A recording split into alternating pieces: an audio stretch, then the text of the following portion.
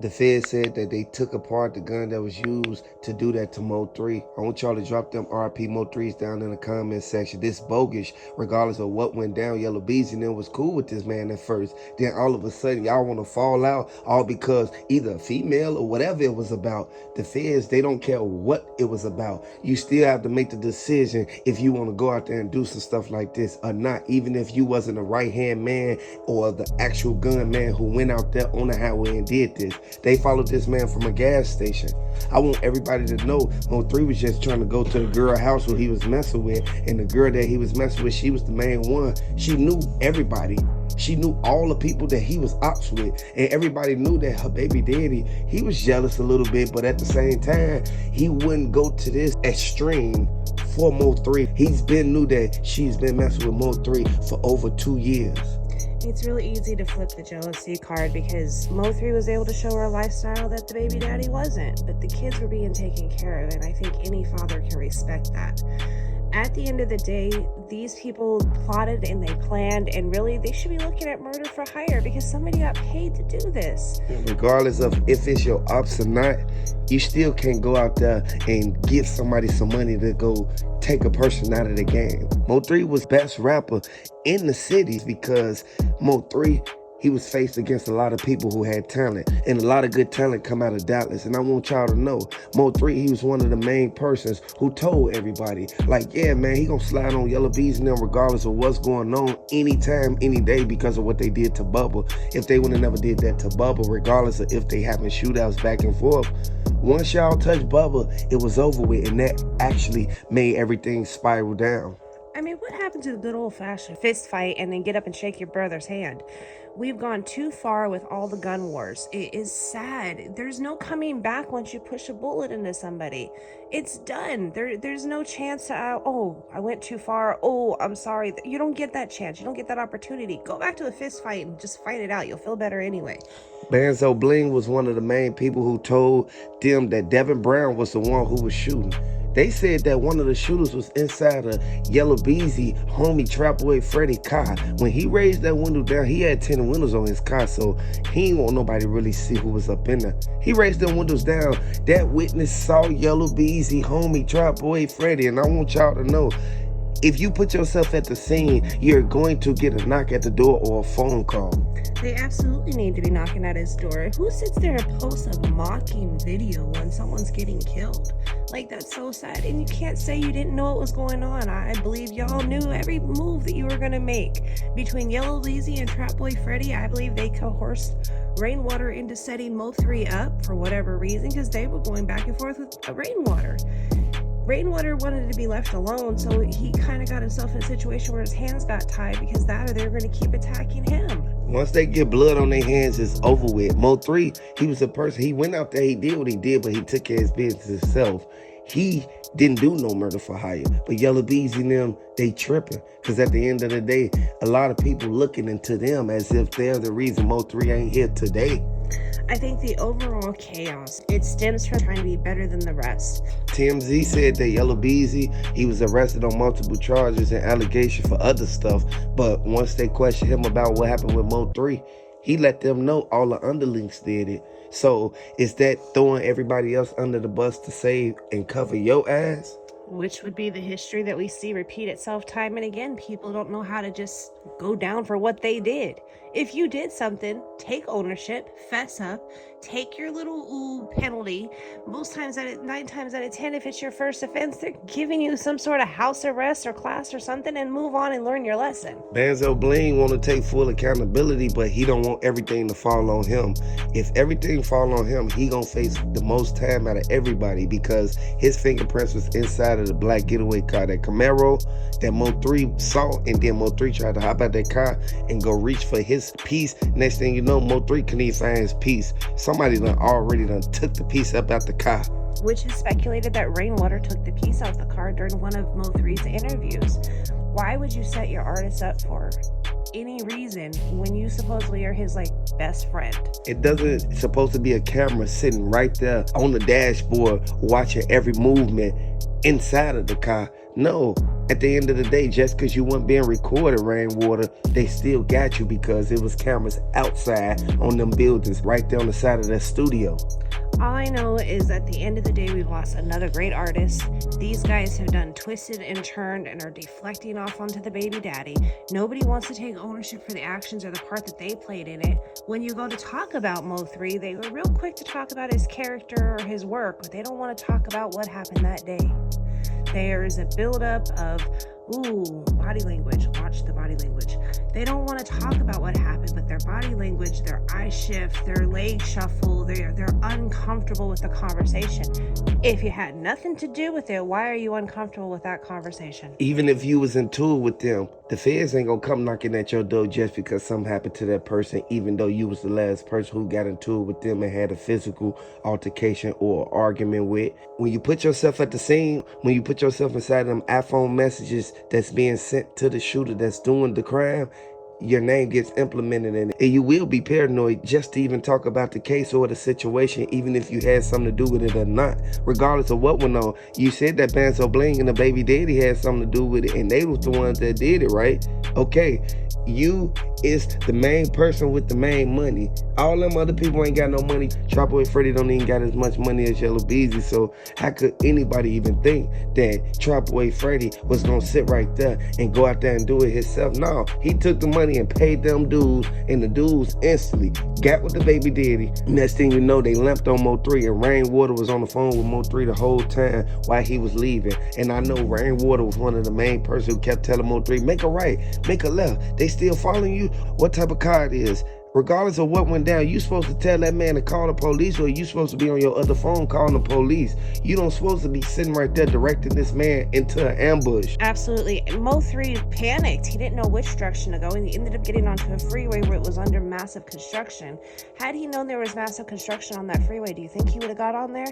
I think he was in an area that he was unfamiliar with, that he didn't travel all the time, and he made a choice to turn the wrong way at the wrong time. The reason why they was able to get up that close on somebody who was basically a person who had experience in sliding, like, they got right up on him because he already done sent Rainwater the location pin so that Rainwater can know if he okay or not. Rainwater directing the dudes as he driving, and this is how they was able to get right up close to him. Had they Trapboy Freddy knew exactly what area Mo3 was at, that they was stopping the traffic at. That's why Trapboy Freddy tried to get off the interstate. And the feds, they looking at it as if, regardless of how y'all try to not implement y'allself, they said that Yellow Beezy paid Trapboy Freddy to go right there and watch and make sure it get done so that they can know they got the problem out of Dallas. It's just a sad situation, and it really, all of this senseless acts of violence needs to stop. You still have people that are beefing with other people. What's next? Like, come on. These people need to be go home to their kids, their wives, their mothers, their brothers, their sisters. There's so much more at stake than just a music career here. I can't wait till they go to trial because Mo3 the gorilla, he was the main one who kept Dallas in motion. And I know everybody said that they weren't supposed to take a real one out the box like that. They wasn't. But Yellow Beezy and them, they was so jealous and mad at what he was doing and the females he was messing with, they couldn't help it. Everybody thought that Rainwater had nothing to do with it this whole time, all these years. A lot of people thought that just because he was on the phone with Mo3, that he wasn't orchestrating and setting up this whole plot. Mo3, he said how his manager was stealing from him in his songs before he even got sent up. I want everybody to hit the like button. Let me know if you feel that Mo3 was betrayed by the girl that he was with, and he was betrayed by his manager. Regardless of his relationship with Yellow Beezy and Trapboy Freddy, they fell out a long time ago. Is the feds gonna jump in this and grab Yellow Beezy and Trapboy Freddy for hire because they plotted this whole situation out? And what started as a routine day at Jossie Banks' apartment turned into a daily setup, leaving the Dallas rap star and unknowingly walking into a trap. Like real life, they did this on the highway. They followed this man. Mo3 ran in the gas station after he left Jossie Banks' house. Soon as he left the gas station, the Fed said that he pulled to the interstate. He hopped on the E-way. He already been seeing this car follow him. Regardless of what went down on the highway, Mo3 saw them at the rearview mirror and he saw the black car. Mo3 knew something didn't feel right. Mo3, he's one of the main people who sat there and rode through every neighborhood in Dallas just so he can make a name for himself. And Mo3, he was the best rapper. I want y'all to drop the Mo3 is the best rappers down in the comment section. Let me know if you feel that he was shutting down the whole Dallas and Yellow Beezy and them was mad at him. You gotta really be cautious of the people you hang around, because Mo3 was on the phone with Rainwater this whole time, and Rainwater act like he didn't know what was going on. Boosie was supposed to come out there right before Boosie got hit in the leg. Boosie went out there after Mo3 got sent up. Next thing you know, you see Boosie instantly at Big T's. Y'all know what go down at Big T's. Y'all know Yellow Beezy and them run that whole area over there. This is why Boosie in tour with Yellow Beezy right now. I honestly think at this point in time that Keywan White and Devin Brown are kind of taking the fall because they're already going down for federal charges, so why not act? Like, that's where I feel like it's going. I don't think that they're the ones that actually took Mo3 out. I think that they just became twisted and became the, you know, the deterrent, the, hey, redirect from me to them. They said it was a Mo3 who was right there in that gold car, right there on the highway. They said the dude that hopped out the car was Banzo Blaine, but they said Trapboy Freddy and them was right there on the side of Mo3 car. Mo3 saw them pass right there by them. There's just too much coincidence. At the end of the day, like they say, you keep your friends close but your enemies closer, because you never know who you can and cannot actually trust. All of them had a part in this whole thing. Regardless of what went down, Mo3 should have never got done like that. They should have never took this man out of the box like that. This is something that we all know for a fact. It all came from hanging with certain people and then you fell out with them. I want y'all to know, you have to watch the people you keep around you. You can't let everybody into your circle because people have different intentions. And everybody knew for a fact that Rainwater was taking the money because he wanted to be like Mo3. Just to think the possibility if Mo3 hadn't left the apartment and just spent the day with Jossie Banks, maybe he would still be here today. But on that same flip, she could have been part of the setup and the very reason why he's not here today. He gave them the precise and exact location that they followed Mo3 from. This is a sad situation. We need to really look at what's really going on and understand. Yellow Beezy, he's laying low key because he don't want these people all up in his business trying to get him to basically confess to something that he didn't do. Regardless of what happened or if he gave the money to Mo3, the body cam footage showed that the guys follow him all the way from Jossie Banks' house. Jossie Banks, she was the main one and the last one that Mo3 even was in contact with. The footage showed everybody who was right there on that highway when Trapboy Freddy rode past. The witness pointed over to the car that Trapboy Freddy was in. The dude was in the passenger seat, and everybody knew for a fact as soon as Trapboy Freddy raised that window down halfway, they said that they go the other dude that was shooting out the window. If you ask me, Trapboy Freddy incriminated himself by continuing to diss Mo3 for months after his passing.